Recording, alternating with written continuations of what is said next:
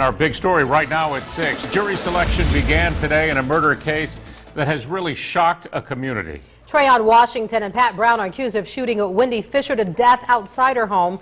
Police say Fisher yelled at their car to slow down as it passed her house on Racine Avenue. Local 15's Darwin Singleton joins us. Darwin, jury selection is wrapping up at this hour. It is, and we should have opening statements from both sides tomorrow morning. And prosecutors are expected to tell their version of a very disturbing story. They say both defendants, Treyon Washington and Pat Brown, were in that car that caught Wendy Fisher's attention that night. They will tell jurors that Pat Brown was driving and stopped the car when he saw and heard Wendy Fisher. Next, they're expected to tell jurors it was this man, Treyon Washington, who fired the fatal shot killing Wendy Fisher in front of her daughter and her boyfriend. Washington's attorney, Art Powell, tells me they plan to argue this. There were 4 young men in that car that day, and he claims there's no way to tell who fired that shot, but it wasn't his client, he says.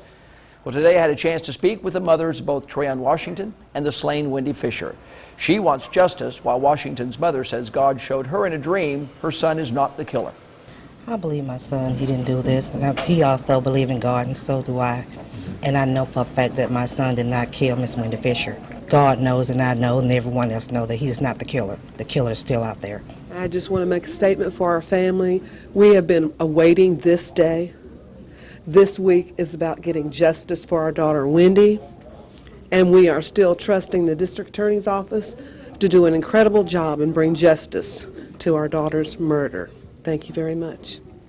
Now, this morning during jury selection, there was a tense moment in the hallway outside of the courtroom. Our camera recorded a man shouting obscenities when he was asked to leave the courtroom to make space for potential jurors. That man was later identified as a brother of defendant Treyon Washington. He left the courthouse with security closely following him. Testimony begins tomorrow. We will be there, Kim.